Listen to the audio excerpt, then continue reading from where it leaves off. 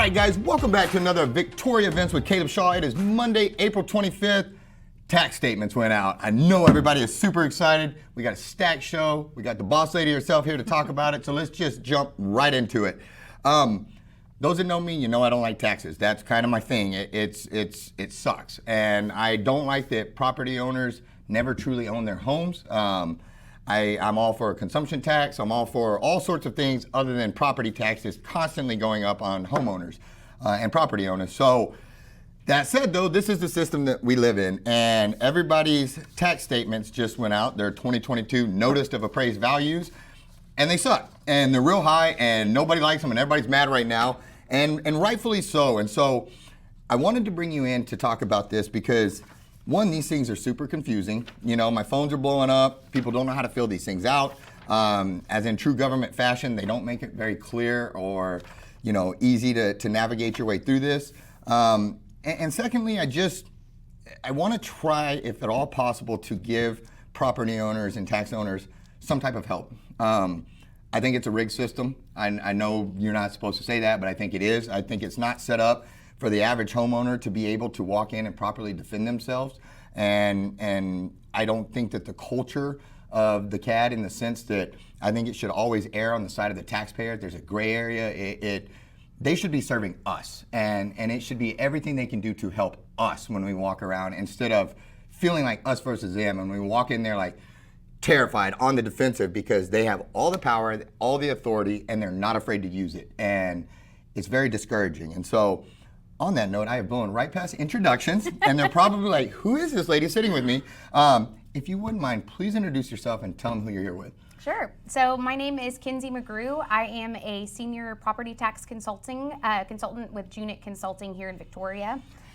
Been doing this many, many years, and happy to kind of go through some helpful tips and pointers of what property owners are looking at and how they can best move forward with the protest process. Yes, ma'am. Have you guys seen year to year, does your workload just keep getting bigger and bigger? Or do you see, like, from 30,000 feet, like, no, I mean, I know we're going high now, but this is all going to come down? And to me, it just seems like a one-way up. Like, it never seems to come back down. It's always heading up.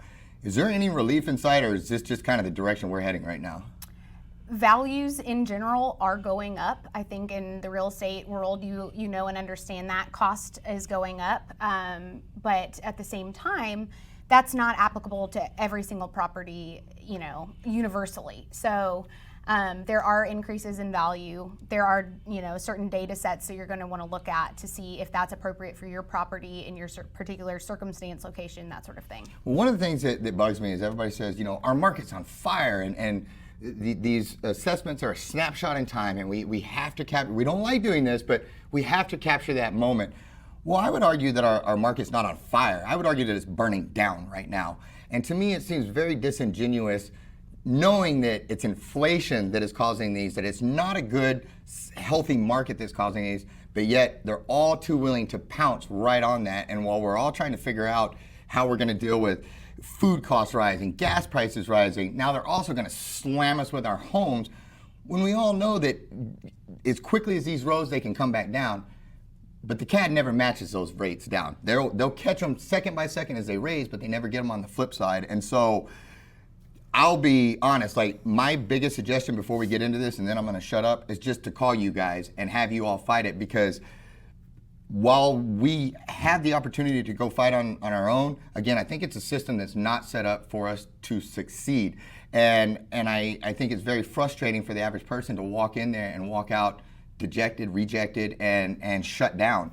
And I just, versus being on blood pressure for medicine for the rest of my life, I decided to give it to you all, because I think the CAD is willing to flex on the average taxpayer. I think they are willing to enforce their authority, because they know 9 times out of 10 they're going to get away with it. That the average person does not have nearly the level of understanding that they need to be successful, and they know that, so they use that authority and they use that power to flex on them.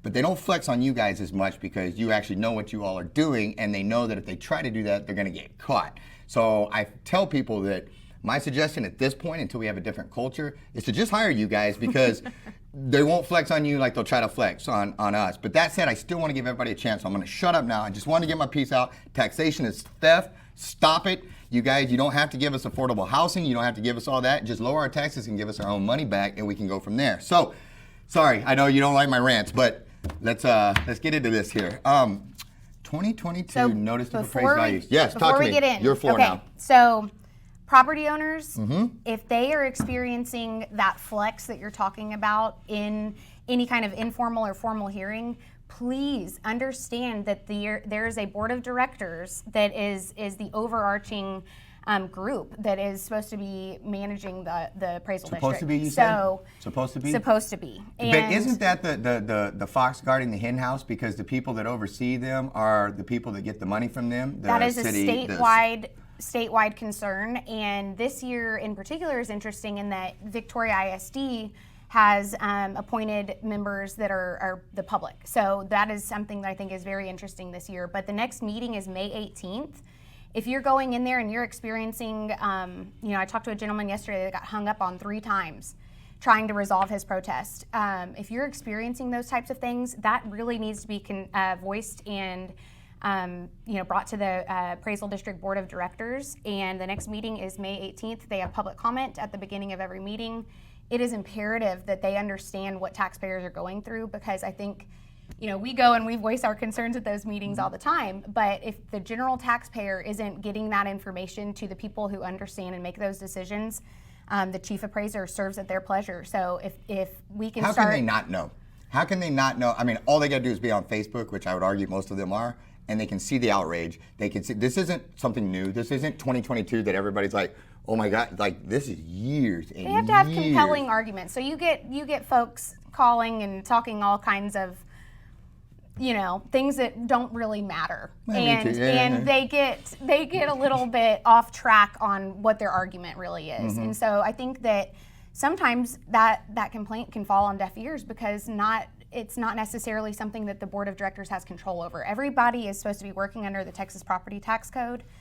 If you're following the rules, things should not get out of line. Everybody should be accountable. I think there's a lot of misunderstanding, even at the board of directors level, about the state's influence on what local appraisal districts are doing. We'll go in, hear an ARB say, well, the state's making them do this. The state is not making Does the state make them have bad customer service also and be rude and flex and power? Like the state's not doing that. No, the state is not doing that. It is a culture. And that's the leadership that is allowing that, because they do a good job of going out and getting those funds for them. And why would they crack the whip on them when they're doing such a good job of bringing in more money than they've ever brought in? That's exactly what we're seeing. I don't understand what incentive they have to help us. That is why we are strongly encouraging an IAAO audit, which we've done in other counties, where a third party comes in and actually does a full review of the administrative operations, appraisal, all that sort of stuff. So who do they need to light up to get that? The Appraisal District Board of Directors is the appropriate party to go to for that information. And one more time, what is that audit called? An IAAO audit. IAAO audit. Go ask for it, request it. And I should have known better than to book you for only 10 minutes, because I'm going to talk for 9.5 of that. But sure. I want to have you come back and we'll talk more, but I want to get to this since I just rambled on and on and on. First things first, would you rather start with, can you give a brief explanation of this form and the new box, and then we'll get into if they want to protest quickly, how do they fill that out, and then they can always contact you for more information. Absolutely. So the Notice of Appraised Value changed due to Senate Bill 2, and the reason that you're seeing something a little bit differently is in the past 40 years, there's always been an estimated tax, and we've actually gone over this in our seminars in previous years. It was a little bit misleading to say, hey, based on this value, my tax bill will be X. That's simply because the previous year's tax rate was used, because the tax rate isn't established until later on in the property tax calendar, typically October. So right now, what they're doing is they're removing that tax rate to remove confusion of an understanding of your actual final tax bill. The thought process behind this is to get taxpayers more involved in the rate setting process, start going to some of these tax rate hearings, that sort of thing. So this is really just a look at your value year over year, and taxpayers have to remember and understand that this is the one part of the equation. Because everybody always goes after the value side. They have always, I hear all the outrage on the CADs when these statements go out. Everybody gets mad at the CAD. But they're They only say my half of taxes. it. They say my taxes are too high. What you're doing at the appraisal district is you're looking at your value. Right. They have nothing to do with your taxes. They don't collect taxes. But this is the one part of the equation that can have a very large impact. So you have to be paying attention to the value side, what is shown with the appraisal district, and then also the tax rate side. Got it, which they just removed the tax rate. They removed the tax rate from this to understand that the appraisal district is only going to be looking at your value. They are not establishing tax rates or They only want to taxes. show you half of what they're about to hit you with right now, and because it'll probably be easier to swallow this half, and then they hit you with the right hand coming right behind it. Is basically how it is. In Victoria, we found that tax rates are going down. Well, they should, because our assessed values are going through the roof. And there's a lot of new property coming online, and so it's something that is, there's now, no new tax, people can go and get that information by going through the website. Most of the notices have it shown on where they can go, and a postcard will go out in August so that they can look at these. Once the roll's been certified, they understand what their value is, what it's been established at for that tax year. They can now go in and look at what that tax rate applied to that would be. There's estimators available online as well. Because now all these once this comes through, then now all the taxing entities will sit back and look at all the revenue they're about to jack from us and set their tax rate by that, correct? Like they'll see what they think they have, and then they'll adjust their tax rate accordingly? Correct. So once the roll is certified, that's how they know how to establish their budget. The other thing to pay attention to is the taxable value and the exemption amount on homestead property. If you'll look kind of lower in this the sheet, if you go and vote, you're going to have an increase. If you vote yes, you're going to have an increase of from $25,000 off of your market value to $40,000. So folks really need to get out, go vote, and there's going to be some relief in that exemption amount as well. Gotcha. Can we switch over to this one? How do people fill out the protest form very quickly, and how do they do that real fast? So the notice of protest is not a required form. You can write this on the back of a piece of paper and submit it. The main thing you need to know and understand is your name of the property owner must be on here, the identifying information about the property, whether it's a property ID, legal description, street address, and you're going to want to identify the reasons for protest. So something that I really like about this new form in 2022 is they have combined the unequal and the market value into one box. Before you had to check two boxes to make sure that you didn't go in there and say, well, my neighbor is lower than me. They would have said, you only checked the market box, so therefore that doesn't matter that you're coming to us with that. So they've combined this box. It's a much better system for taxpayers.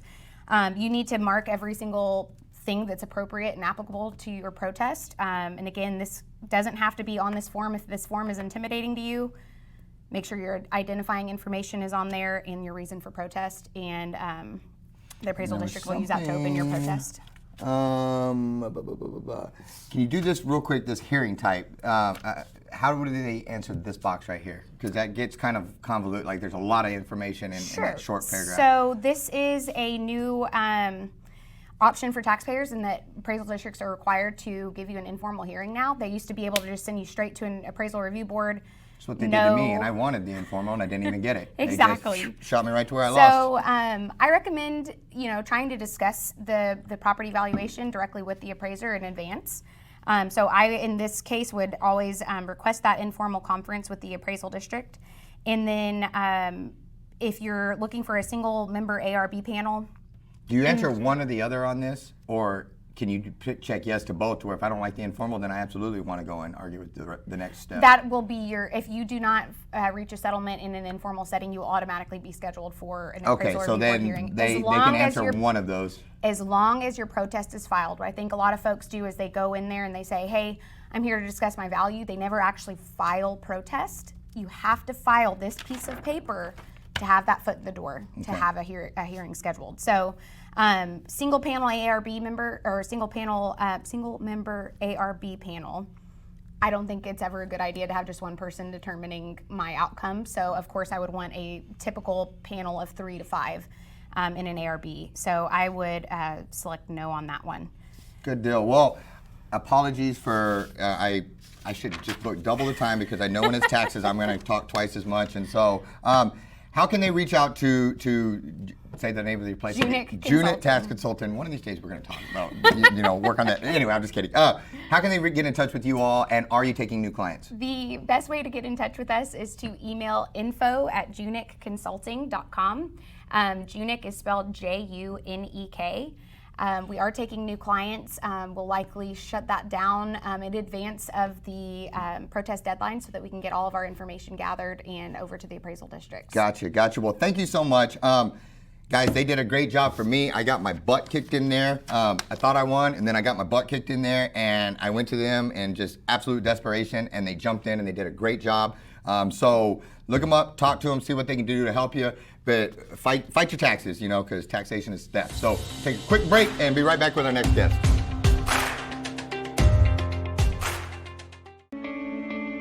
Since 1932, Wallach & Volk has been closing mortgages and doing it the right way. The reason why the Volks opened up a bank at the height of the Great Depression was because the bank needed to be opened at the height of the Great Depression. And it was good for the community at that time. A lot of the banks were going under. In order to keep that community sound and stable, it was something that they did. I think that says something about who Wallach & Volk was 85 years ago. And the only way you get to continue to do it is if you consistently do it great. And we plan on doing this for another 85 years. Marketing today can be complex. Emails, customer relationship management, lead tracking, landing pages, and text messaging. But what if you could do it all with just one tool? And what if there was an agency behind the solution that could do it with you? Or better yet, do it for you? Introducing ThriveFuel 360, the new do-it-for-you digital marketing solution. Drive leads, nurture prospects, automate follow-up, connect with your audience, and book appointments all in one place. ThriveFuel 360. We can't believe it. We're still overstocked on bedding, recliners, sofas, even sectionals.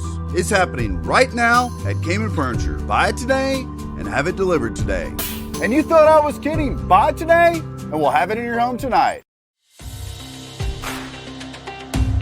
All right, guys, we are back. And after that big old tax talk, I felt it was time we have a little music therapy here just to calm down a little bit. And so I brought in somebody here that's right up her alley. So if you wouldn't mind, introduce yourself and let them know who you're here with. Absolutely. So my name is Betsy Stovall. I'm a music therapist with One Sound, One Heart Music Therapy Services.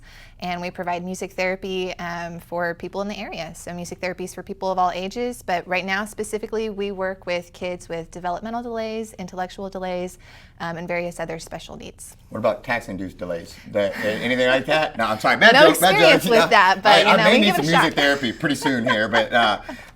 All joking aside, thank you for coming on. I've wanted you to come on for a while because I like this stuff, and I think music is important, especially when you're younger. To I wish I would have gotten some rhythm when I was younger, or gained the ability to be musical and stuff, because I'm not. I have two left feet and I'm overly white and I can't dance or anything and have no rhythm. And so this stuff excites me. And since my son was born, we've tried to just inundate him with music. Everything from, opera to Tejano to, everything but like heavy metal, because I don't do heavy metal. Right. No, Okay. but everything else we've tried to just throw at him. Oldies and right now his favorite is Christian music with Crowder. He loves Crowder and whatever. But this excites me because he's 2, and you all have a program that he can come to, and let's talk about that, the Tiny Tunes. What does that encompass, and let's just go through it. Yeah, so right now we do the Tiny Tunes class on Wednesdays, Thursdays, and Fridays at the Children's Discovery Museum. The class is for kids from newborns to age 5 years. And it is this week, it'll be at 11:30 on Wednesday, Thursday, and Friday. And then next week, starting on May 4th, we're going to change it to 11. We're going to see if that helps not run into nap time and lunchtime so much. Because my son goes down about noon. Yeah, So that's his nap time. Yes, ma'am. Yeah. So it's a 30-minute class. So starting next week, it'll be 11 to 11:30. This week, it's 11:30 to 12. And what we do in there is we use music to help the kids to support their developmental levels, and then to also promote bonding between them and their parent or their caregiver, whoever it is that has brought them to the class. Awesome. So kind of what, my son's, of course, he's a musical prodigy. He plays 10 instruments and he sings and vocalizes and, no, he doesn't, I'm just kidding. But right. What do, I want to say he gets it from his dad, but everybody would know I was lying instantly. But what can you, I've never taken my son to one of these before. Right. What can I kind of expect when I walk in? How does it kind of go? Yeah, so we always start with a hello song to kind of break the ice and to introduce everybody to everybody. And the hello song itself addresses a lot of things. So it models for kids how to behave in a social setting. It models what are some questions that you ask somebody when you meet them. How do you introduce yourself? We even do a little bit of sign language in there. We sign out the word hello. So there's a lot of different things that we address with that, a lot of social cues that we provide for them, and a lot of modeling and a lot of opportunities for them to respond.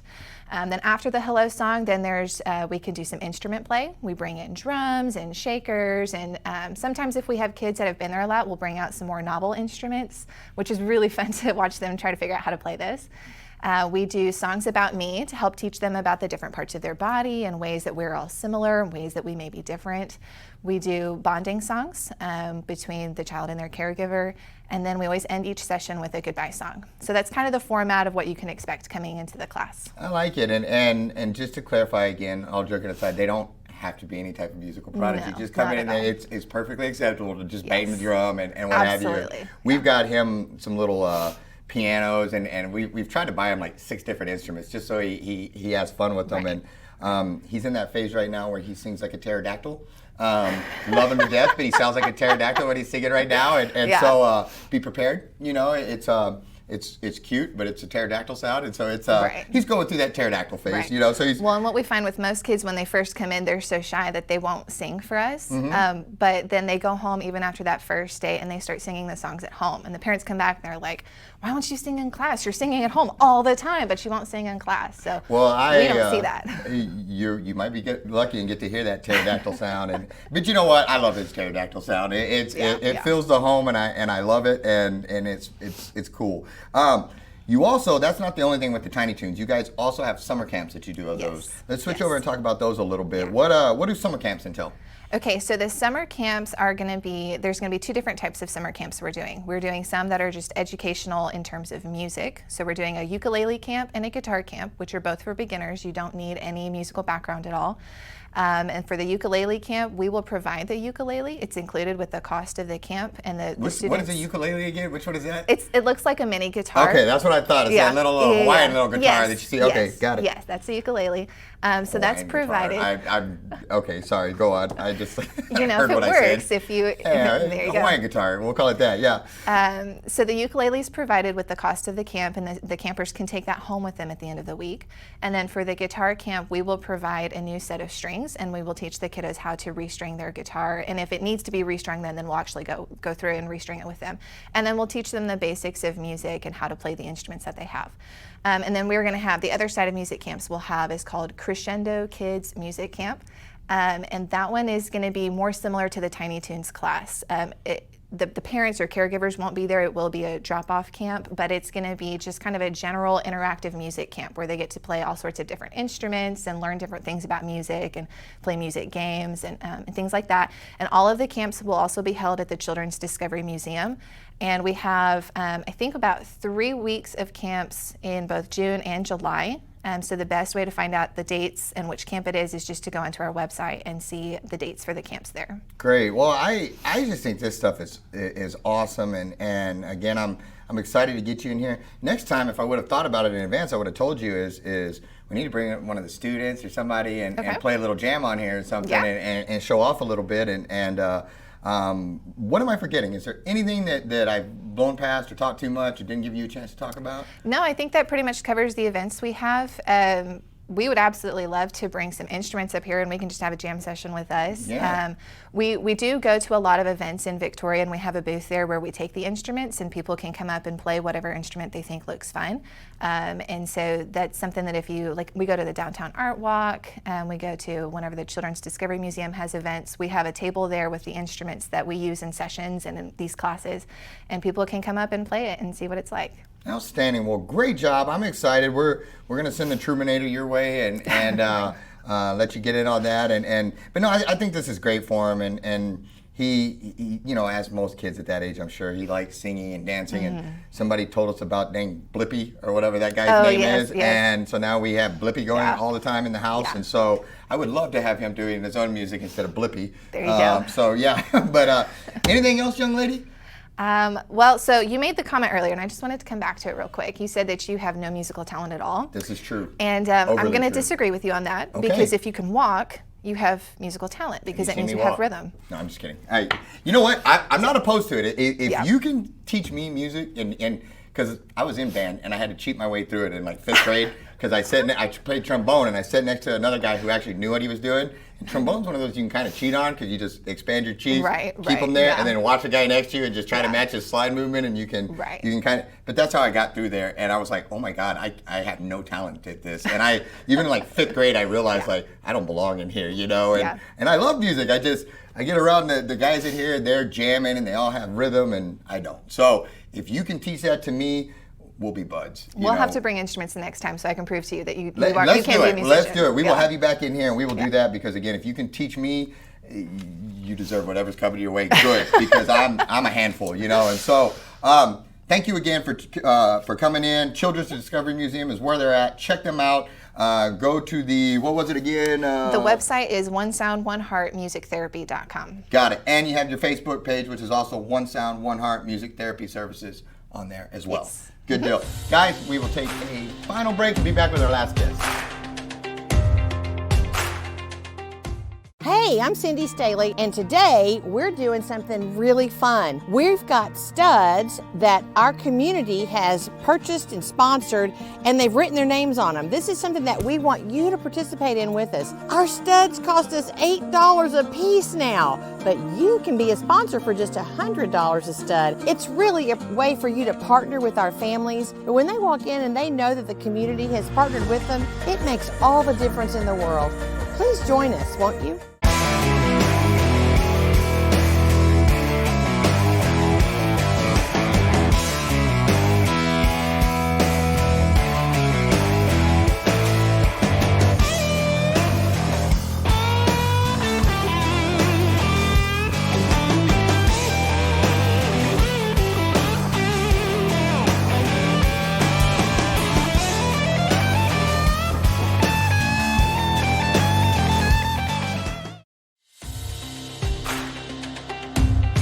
Guys, we are back with not one of our final guests. We are back with the final guest, my favorite guest. They're all my favorites, but she's really my favorite. It's been one of those days, hadn't it, Mare? It has. But that's okay. You brought farmers market stuff today. I did. I'm super excited. This looks like a bunch of stuff that I always have going in my home as well. You're doing a great job at the farmers market. And thank you. Right now, with everything going on, with all of this inflation and food inflation, I just think people are fools if they don't get out and get to know their local food vendors right now before it's too late. I mean, we're already on the verge, in my humble opinion, of it just being the Wild West out there and you not being able to get food. As crazy as that sounds, I don't think they realize how fragile the supply line is. Right. And I think I saw yesterday that like dairy was up like 40 or 50 or 60%, some astronomical number. Right. And on top of that, you're talking dairy that's packed full of stuff that's not even like clean, whole. It's like ghost stuff, you know, and processed stuff and all that. And so tell me the benefits of our local farmers market. What makes it so special, and why should people come out and see it? So everything on this table is from I grabbed it out of my fridge and out of my pantry this morning. All of this is made locally. There's no top-down supply chain issues when we're talking about this food. You know, you don't have to worry about going to a big box store and not seeing what you're looking for on the shelves. Everything here was made by a locally owned small business, a local farm, a mom and pop, a family homestead, and it's hard to articulate the benefits of keeping your food supply local and knowing who you're buying your food from. The benefits of being able to ask how these animals are raised, what are they fed? Are they raised on pasture? Are they given a commercial feed? How are your chickens raised? Are they allowed to truly be range fed, free range? All that wording, you know, you can go into and I didn't mean to overtalk you, but go you ahead. can go into a grocery store and buy a thing of hamburger meat, and you may be getting some hamburger from a cow that was, here and the cow that was someplace else, and they're mixed together, Yes. and it's slung your way. Absolutely. And it's, you know, I've told this story before, like regarding the eggs. You know, do you mind if I grab one of Go these? ahead. You know, you got this brown egg here, and I remember when my wife first brought these home, I was like, And you wouldn't gross. eat it, would you? No, I wanted the healthy white store-bought egg that was the good one. And I didn't realize at first how backwards I was, that this is the good egg. And when you crack these next, you know, one day we'll do a cooking show up here. We'll crack it out. But you crack one of these eggs next to one of those store-bought white eggs, and that's when you should get grossed out, when you see how they look next to each other in the pan. Because How pale that white you store-bought start seeing egg. how modified your food is and how many processes it goes through to get to your table versus this one. The chicken knocks it out, and there you go. You know, I hope you washed it before I grabbed it, but otherwise, you know, that's just that's it. But the more I started trying to look at health, and when my son was being born and stuff like that, the more it just all kept coming back to food. And you know, and I think now if you look at the medical side of things or whatever, the stuff we've been shoving down our pie holes for the last 10, 20, 30 years is catching up with our society. I think we have an obese society, we have an unhealthy society. Because we're just eating a bunch of garbage, and I've been very guilty of it. I love ice cream. I've been murdering stuff like that, but I'm trying, and I'm trying to bring it back. And that benefit that you speak of being able to go and talk to these people and say, you know, how did you get to this? How is that beef raised? Yes. And most of them, if not all of them, will sit there and talk to you. And my wife continues these conversations. She goes every week. She loves it. But she also talks to several of these people throughout the week. Absolutely. They're sending her, hey, try this recipe with what you bought. Do this, I'll help you with that. And it's a networking opportunity too, where they need us as much as we need them. And the more you get to know each other, you know, I've told her, I was like, hey, make friends with these people to where if things happen, like they know who we are, and we've been there from the beginning, you know, kind of the beginning. Right. But again, this is just special. Like you said, it's big box, and you know, on a pound for pound basis, it's hard to compete against somebody like H-E-B or something like that. But they should, because I mean, I would just take this all day long over something off a shelf. You know? And so, when you're buying this food that's available at the farmer's market, you know directly where your money is going. That farmer's taking it back and putting it right back into their livelihood. You know, purchasing more chickens or more seed to grow their cucumbers, to make their pickles, that sort of thing. You're keeping your money local. And if we're talking about supporting local small businesses, I mean, this is a great way to do that. And if you value knowing where your food comes from, I can point at everything on here: Victoria, Mission Valley, Inez, Victoria, Sinton, Cuero, Yoakum, Arnaqueville, Inez, Victoria. You know, this is. Cracks me. I'm laughing because it looks like my fridge. I'm like, we have this brand in there, we have them in there, we have this in here, we have Tippis, like we have all this stuff in here, and it's good because my son's eating good food now. Yes. You know, I feel very honored to be tasked with managing this market, because I think it's full of good people selling good foods, and I really encourage the community to come out and support this, because I think you'll be surprised if you think a farmer's market is, many people get a farmer's market confused with a flea market or a craft market, and that's not us. We are very, very focused on foods. The handmade crafts that are there are very few and far between, and that's because we've chosen to really buckle down and focus on food. There's no market comparable to the Victoria Farmers Market for 100 miles in any direction. We are open twice a week, every Wednesday, every Saturday, all year round. And everybody at the farmers market is required to only sell it if they have grown, raised, or made it themselves. That's awesome. That's awesome. I will admit something here, and I'll say this to help others that may have been in the same boat that I was. My wife would beg me and beg me and beg me, go to the farmer's market with me, go to the farmer's market with me. And no, babe, I don't want to go, because I don't want to, it'll be like a carnival where I'm trying to walk down, the carnival games down each side, and they're like, barking hey, at you. Come on, you suck, you can't throw this, you know, come whatever. And I was like, I don't want to do that, because they're all and I can't make eye contact with anybody because they're going to have me, and I just want to disappear. And she's like, it's not like that. Like, nobody's tackling you, nobody's roping you in, pulling you into the booth, throwing tomatoes at you, anything like that.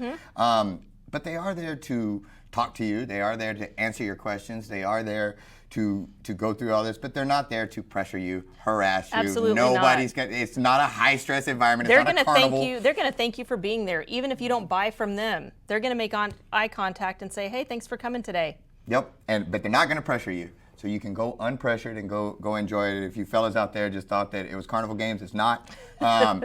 You guys seem to be growing. It seems like We are. every week there's a new vendor or Yes. bigger crowds. Yes. What's going on? Why the growth? Just Well- people starting to realize what's going on and they need you? That is probably part of it. I think our consistent schedule helps us every year grow. The bigger we get, I don't have to go out and recruit vendors. They come to me. That's huge.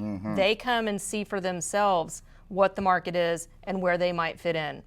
We're on the cusp of our busiest produce season. Spring produce is starting to come in. We already have tomatoes at the market. Over the next few weeks, we will start seeing, some squash, zucchini, green beans. All of those are huge sellers. And so April, May, June, this is our busiest time of year.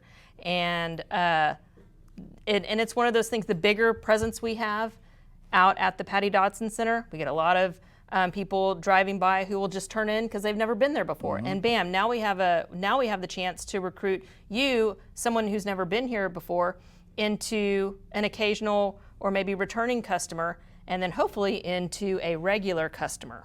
And so our growth has been unprecedented. We even grew through COVID, which I thought was incredible. And I could not be happier to be in the position that we're in.